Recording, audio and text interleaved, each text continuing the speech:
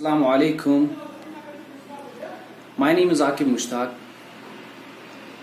I welcome you all to our YouTube channel, Mastermind Institute of Education Private Limited. Today we are going to learn basics of computer. Before starting, I want to request you guys, please like the video and don't forget to subscribe our channel. Okay guys, let's get started. Assalamu alaikum everyone watching. Today we are going to launch our first educational video that's about computer hardware basics.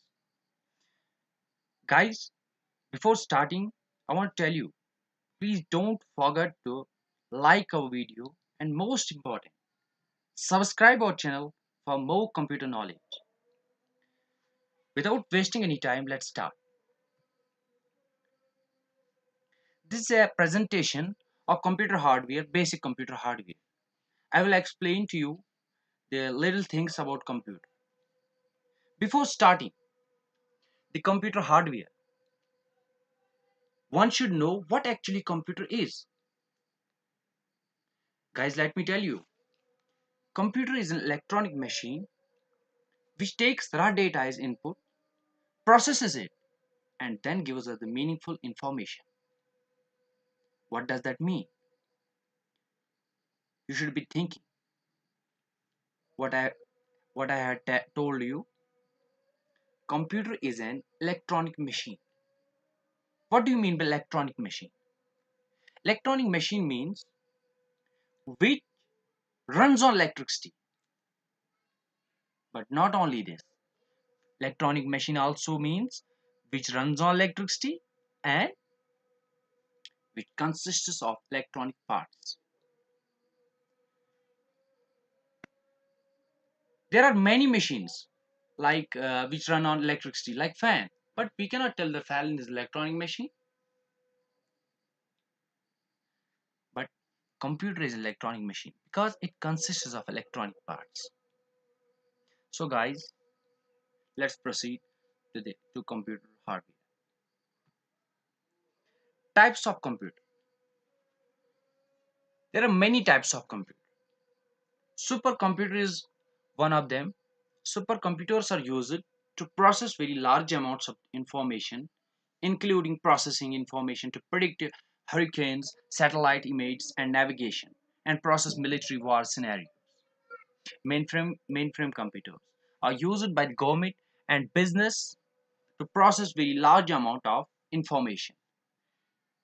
Many computers are similar to mainframe.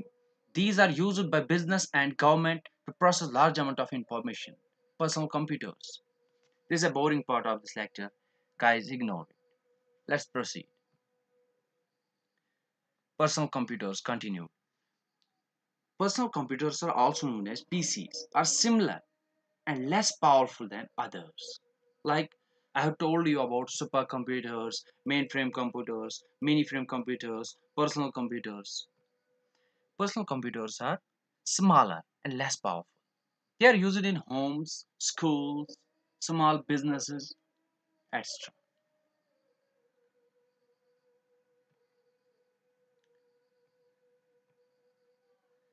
Parts of computer.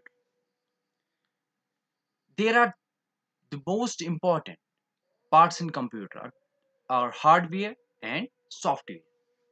What do you mean by hardware? Hardware means which we can touch, which we can physically feel. That's hardware. For example, in computer, I can touch the screen. That's a hardware. I can touch the keyboard. That's a hardware. I can touch the mouse. That's a hardware. So guys, I think you have got what actually hardware means. Another part of computer is software. These are two most important parts in computer. One is hardware, another is software. What actually software means? Software is a set of programs. Software is a set of programs.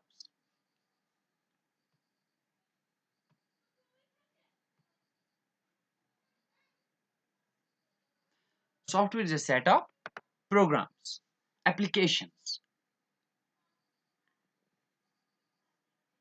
Computer programmers write the codes, instructions that make up software, applications, programs, HTML language programs, C language programs. So this is also a boring part of the lecture. Let's tell you about software. Software is something which we cannot see, nor we can feel it,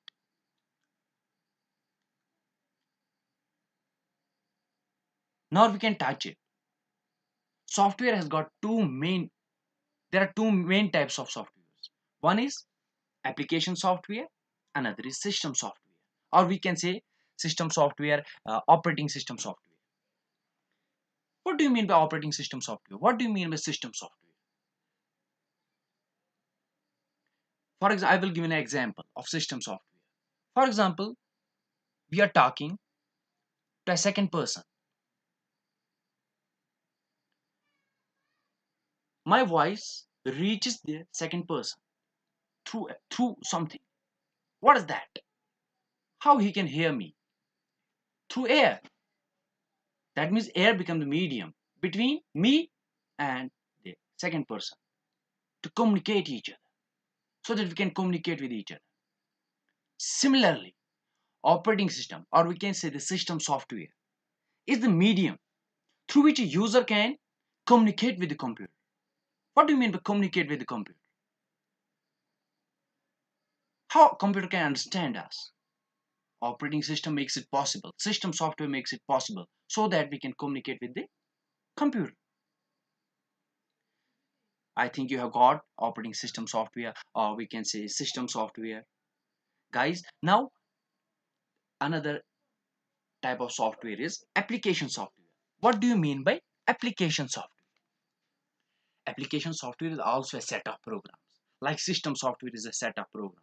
Or we can this programs are a set of instructions. I will tell you, everyone among you would be using an Android phone. Maybe you would be using an Android phone. Whenever you have buy an Android phone, the main function of the phone is calling purpose. When you buy a phone, you put a SIM inside it and you call. That means your phone is working. But for example, you want to listen to music. Without application software, it is not possible. You go to the Play Store, download an application, and play the music. In the music player, we cannot type a message. We cannot chat with our friends in music player. That means application software has limited use. Every application software has a limited use. For example, music player can play music. Uh, WhatsApp, we can chat. Facebook, we can share our views, or we can also chat on Facebook. This is the difference between operating system and application software. Without operating system, that is system software, the hardware of the system is nothing. Hardware of the system cannot function.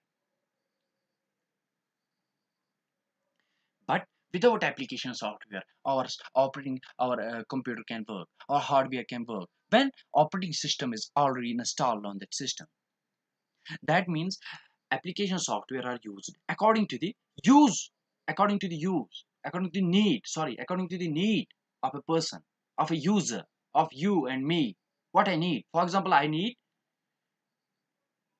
to program, so I need a compiler, so I need a C program, turbo C, or code block software, so that I can program. For example, anyone wants to listen to music, he will download a music application on his computer. That means he can play the music, but he cannot play the videos.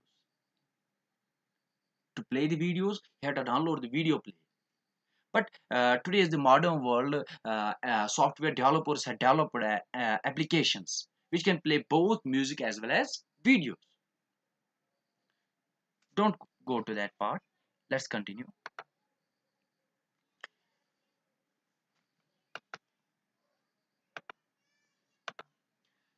Command line operating system. What do you mean by command line operating system? DOS, disk operating system, is an example of a command line operating system. On the next slide, I will show you what your computer will look like if you use command line operating system. There are no icons, there are no colors, there are no mouse buttons, mouse pointer buttons. You have to memorize commands to use text-based operating system. Let's see. This is the screen you will see when you will use command line operating system. You have to memorize the codes, you have to memorize the every code in your mind to process. These were used in olden days, but today is the age of graphics. Let's move forward. Operating system, GUI. GUI stands for graphical user interface. As I already told you that today is the age of graphics. Use of pictures, icons to represent files, folders, disk drives, modems, printers, etc. GUIs were created to make using a computer easier, more interesting, non-threatening to inexperienced users. A mouse allows user to point at something and click to make it work. For example, I will show you. This is the mouse pointer. I am going here. I will click. See, this is graphical user interface. Let's move to the another slide where I will show you how a graphics user interface look like. This is the screen, guys, you will see when you will use graphics user interface.